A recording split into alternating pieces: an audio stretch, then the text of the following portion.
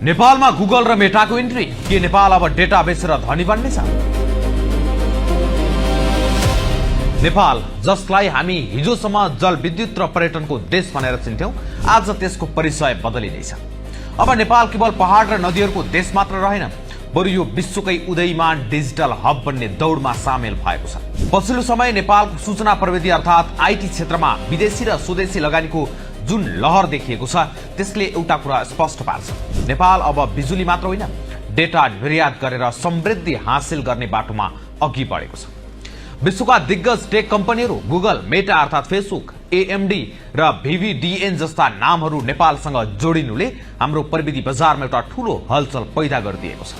आजको यो विशेष रिपोर्टमा हामी चर्चा गर्नेछौँ नेपालकै पहिलो टियर 4 हाइपर स्केल डेटा सेन्टरको बारेमा, मेटाले गर्न लागेको अर्बौंको लगानीका बारेमा र नेपाल कसरी दक्षिण एसियाकै विश्वसनीय डिजिटल केन्द्र बन्न सक्छ भन्ने तथ्यहरूको बारेमा। नेपालको सूचना प्रविधि इतिहासमा एउटा ऐतिहासिक घोषणा भयो। नेपाली उद्यमीहरू नवीन अग्रवाल, मीन अग्रवाल फेयर ग्रुप, अनुज कियाल ग्रुप, विशाल कुमार जटिया र शरद गोयलको नेतृत्वमा रहेको कम्पनी बेस्टेन डाटा भोटले नेपालकै पहिलो टियर 4 प्रमाणित हाइपर स्केल डेटा सेन्टर निर्माण गर्ने घोषणा गरेको छ। डेटा सेन्टरको संसारमा टियर 4 भनेको उच्चतम स्तरको प्रमाणीकरण हो। यसको अर्थ हो पूर्वाधार यति मजबुत हुन्छ कि यसमा कुनै पनि प्राविधिक त्रुटि वा मर्मतको समयमा पनि सेवा अवरुद्ध हुँदैन।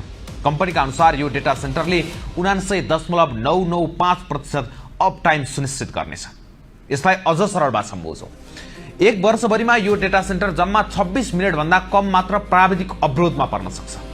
बैंकिङ, दूरसञ्चार र सरकारी तथ्याङ्क जस्तो अत्यन्तै संवेदनशील क्षेत्रका लागि यस्तो विश्वसनीयता अनिवार्य हुन्छ। अहिलेसम्म नेपालमा रहेका अधिकांश डेटा सेन्टरहरू टियर 2 वा टियर 3 स्तरका मात्र छन्। परियोजनाको स्वरूप र लगानीको कुरा गर्दा यो परियोजनाका लागि 2.5 अर्ब रुपियाँ लगानी गरिनेछ। यसलाई 2 रणनीतिक स्थानहरूमा निर्माण गरिनेछ। साइट 1 काठमाडौँ चोबारमा र साइट 2 वीरगञ्जमा। काठमाडौँको डेटा वीरगञ्जमा र वीरगञ्जको डेटा काठमाडौँमा ब्याकअप अर्थात् डिजास्टर रिकभरीको रूपमा रहने गरी यो डिजाइन गरिएको छ। सुरुमा 240 किलोवाट क्षमताबाट सुरु भई सन् 2030 सम्म यसलाई 5 मेगावाटसम्म विस्तार गर्ने कम्पनीको लक्ष्य छ। बिस्टेनको यो यात्रामा विश्वका प्रविधि हस्तीहरू साझेदारका रूपमा उभिएका छन्। प्रविधि र विशेषज्ञताका लागि भीवीडीएन, गुगल क्लाउड, एएमडी र माइक्रोन जस्ता कम्पनीहरूसँग रणनीतिक साझेदारी गरिएको छ। भीवीडीएनका AI production and partnership head Manoj विश्वालका अनुसार यो साझेदारी केवल एउटा भवन बनाउनका लागि मात्र होइन, बरु नेपालमा विश्वस्तरीय ज्ञान र आईटी सेवा भित्राउने एउटा महाअभियान हो। यसले नेपालका इन्जिनियरहरूलाई गुगल र एएमडी जस्ता कम्पनीको प्रविधिमा काम गर्ने अवसर दिनेछ, जसले गर्दा दक्ष जनशक्ति पलायन हुने क्रमलाई केही हदसम्म कम गर्न मद्दत पुग्नेछ। नेपालमा प्रविधि लगानीको चर्चा गर्दा विश्वकै ठूलो सामाजिक सञ्जाल कम्पनी मेटा प्लेटफर्मको नाम छुटाउनै मिल्दैन। फेसबुक, इन्स्टाग्राम र व्हाट्सएपको मातृ कम्पनी मेटाले नेपालको अग्रणी इन्टरनेट सेवा प्रदायक होल्डिङ कम्युनिकेसनसँगको सहकार्यमा 5 अर्ब रुपियाँ लगानी गर्ने तयारी अन्तिम चरणमा पुर्याएको छ। मेटा र होल्डिङ बीच नन डिस्क्लोजर एग्रिमेन्ट एनडीए भइसकेको छ। यस लगानी मार्फत नेपालमा टियर 3 स्तरको अत्याधुनिक डेटा सेन्टर निर्माण गरिनेछ। मेटा जस्तो बिग टेक कम्पनी नेपाल आउनुको अर्थ हो नेपालको इन्टरनेट ट्राफिक र डिजिटल बजार अब विश्वको ध्यान खिच्न सक्ने गरी परिपक्व भएको छ। साउन महिनामा यसको औपचारिक विवरण सार्वजनिक गर्ने तयारी छ। आखिर किन विश्वका ठूला कम्पनीहरू नेपाललाई आफ्नो गन्तव्य बनाउँदैछन् त? यसका केही ठोस र वैज्ञानिक कारणहरू छन्। एउटा हो सस्तो र हरित ऊर्जा। डेटा सेन्टरहरू सञ्चालन गर्न अत्याधिक विद्युतको आवश्यकता पर्छ। नेपालमा उत्पादन हुने जलविद्युत केवल सस्तो मात्र छैन, यो पूर्णतया नवीकरणीय र वातावरण मैत्री पनि छ। विश्वका ठूला कम्पनीहरू अहिले नेट जीरो कार्बन उत्सर्जनको लक्ष्यमा छन्। नेपालको क्लिन इनर्जी उनीहरूका लागि सबैभन्दा ठूलो आकर्षण हो। अर्को भौगोलिक र वातावरणीय अनुकूलता। डेटा सेन्टरका सर्भरहरूलाई चिसो राख्न ठूलो मात्रामा ऊर्जा खर्च हुन्छ। नेपालको पहाडी भेग र काठमाडौँ जस्तो चिसो जलवायु भएका स्थानहरूमा सर्भरलाई प्राकृतिक रूपमै चिसो राख्न सजिलो हुन्छ। यसले गर्दा कुलिङमा हुने खर्च बचत हुन्छ, जुन अन्तर्राष्ट्रिय लगानीकर्ताका लागि ठूलो फाइदाको विषय हो। त्यस्तै अर्को हो डिजिटल सार्वभौमिकता। नेपालको डेटा नेपालभित्रै सुरक्षित राख्नु राष्ट्रिय सुरक्षाका दृष्टिले पनि महत्त्वपूर्ण छ। अहिले हाम्रा धेरै डेटा विदेशी क्लाउडमा भण्डारण हुन्छ। स्वदेशमै टियर 4 जस्ता डेटा सेन्टर बनेपछि नेपालको बैंकिङ र सरकारी डेटा सुरक्षित हुनेछ र विदेशी मुद्रा बाहिरिने क्रम पनि रोकिनेछ।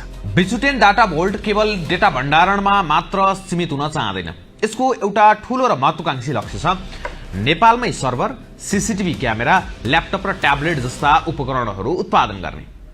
यदि नेपालमै यी हार्डवेयर उपकरणहरू उत्पादन हुन थाले भने नेपालको व्यापार घाटा कम गर्न यसले ठूलो मद्दत गर्नेछ। कम्पनीले भविष्यमा नेपाललाई सूचना प्रविधि र इन्जिनियरिङ क्षेत्रको कारखानाका रूपमा विकास गर्ने दावी गरेको छ। यो केवल रोजगारी सिर्जना मात्र होइन, बरु टेक्नोलोजी ट्रान्सफर अर्थात् प्रविधि हस्तान्तरणको एउटा ठूलो कडी हुनेछ। कुनै पनि ठूलो सम्भावनासँगै चुनौतीहरू पनि आउँछन्। कम्प्युटर एसोसिएसन नेपाल महासंघ महासंघका पूर्व अध्यक्ष विनोद ढकालका अनुसार डेटा सेन्टरमा लगानी गर्नु एउटा धैर्यको खेल हो। 10 वर्ष अघि लगानी गर्नेहरू अहिले मात्र नाफामा पुग्दैछन्।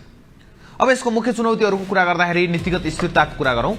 ठूला कम्पनीहरूले 10-15 वर्षको स्थिर नीति खोज्छन्। करका दरहरू हरेक वर्ष परिवर्तन भइरहने हो भने लगानीकर्ताहरू डराउँछन्। सरकारले कम्तीमा 10 वर्षसम्म करको दर स्थिर राख्ने प्रतिबद्धता जनाउनुपर्छ। त्यस्तै अर्को उपकरण आयातमा सहुलियत। डेटा सेन्टरका लागि चाहिने उच्च प्रविधियुक्त उपकरणहरू नेपालमा बन्दैनन्। ती सामान आयात गर्दा लाग्ने भन्सार र करमा सरकारले सहुलियत दिए मात्र लगानीकर्ताहरू आकर्षित हुन सक्छन्। त्यस्तै अर्को हो अन्तर्राष्ट्रिय ब्रान्डिङ। नेपाल सुरक्षित र भरपर्दो छ भन्ने कुरा विश्व बजारमा स्थापित गर्न जरुरी छ। नेपाल सरकारले पनि पछिल्लो समय आईटी क्षेत्रलाई आर्थिक समृद्धिको एउटा पिलरका रूपमा स्वीकार गरेको छ। फागुन 21 को सत्ता परिवर्तनपछि बनेको वर्तमान सरकारले आईटीलाई उच्च प्राथमिकतामा राख्दै डिजिटल नेपाल फ्रेमवर्कलाई अझ प्रभावकारी बनाउने संकेत दिएको छ। हाल नेपालमा सरकारी स्तरमा राष्ट्रिय सूचना प्रविधि केन्द्र जीआईडीसी सञ्चालनमा छ, जसले सरकारी निकायका डेटा व्यवस्थापन गर्छ। निजी क्षेत्रमा Ncell, holding, silver lining, data hub जस्ता करिब 2 दर्जन कम्पनीहरूले डेटा र क्लाउड सेवा दिइरहेका छन्। तर बिजुटेन र मेटाको प्रवेशले यो प्रतिस्पर्धालाई नयाँ उचाइमा पुर्याउने निश्चित नै छ। प्रविधि क्षेत्रमा हुने यो अर्बौंको लगानीले प्रत्यक्ष रूपमा हजारौं इन्जिनियर र प्राविधिकहरूलाई रोजगारी दिनेछ। यसबाहेक अप्रत्यक्ष रूपमा निर्माण, सुरक्षा र सेवा क्षेत्रमा पनि रोजगारी सिर्जना हुने नै छ। नेपालको जलविद्युत खपत गर्ने यो एउटा ठूलो उद्योग बन्नेछ। जब 5 मेगावाट सम्मको डेटा सेन्टर पूर्ण क्षमतामा चल्छ, यसले राज्यलाई ठूलो मात्रामा राजस्व र बिजुलीको महसुल बुझाउनेछ। सबैभन्दा महत्त्वपूर्ण कुरा, नेपाली युवाहरूले विदेशीको साटो गुगल र मेटा जस्ता कम्पनीको मापदण्डमा स्वदेशमै काम गर्न पाउनेछन्। निष्कर्षमा भन्नुपर्दा नेपालमा प्रविधि लगानीको जुन नयाँ युग सुरु भएको छ, यसले हाम्रो अर्थतन्त्रको चित्र बदल्ने क्षमता राख्छ। बिजुटेन डाटा भोल्टको टियर 4 डेटा सेन्टर र मेटाको करोडौंको लगानी नेपालका लागि एउटा गेम चेन्जर साबित हुन सक्छ। तर यो अवसरलाई छोप्नका लागि केवल निजी क्षेत्रको प्रयास मात्र पुग्दैन। सरकारले स्थिर नीति, करमा सहुलियत र पूर्वाधार निर्माणमा सहजीकरण गरिदिनुपर्छ। यदि हामीले यो मौकाको सही सदुपयोग गर्यौं भने नेपाल साँच्चै दक्षिण एसियाकै डिजिटल भण्डार र हब बन्नेछ। कुनै समय हामीले पानी र बिजुलीलाई समृद्धिको आधार मान्यौं। अब डेटा र प्रविधिलाई पनि त्यही स्थानमा राख्ने बेला आएको छ, किनकि भविष्य भनेको डिजिटल हो र नेपाल त्यो भविष्यलाई स्वागत गर्न तयार हुँदैछ।